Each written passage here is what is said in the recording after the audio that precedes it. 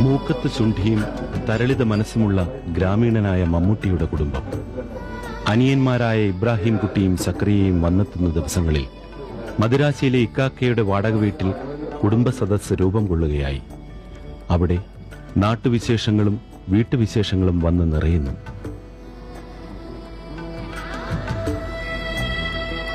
ഭാര്യയായ സുലുവിനും മക്കളായ സുറുമിക്കും ചാലുവിനും അത് ആഹ്ലാദത്തിന്റെ നിമിഷങ്ങളാണ്.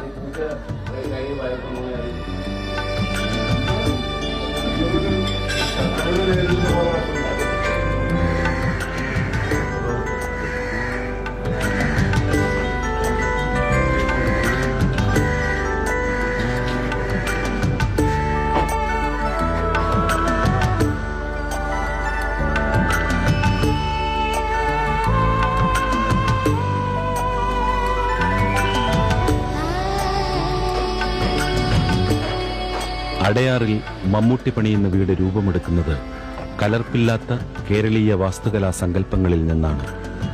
കലാകാരനായ മമ്മൂട്ടിയുടെ മനസ്സിൽ സൂക്ഷിച്ചിരിക്കുന്ന സൗന്ദര്യ സങ്കല്പങ്ങളെല്ലാം സാക്ഷാത്കരിക്കുകയാണിവിടെ.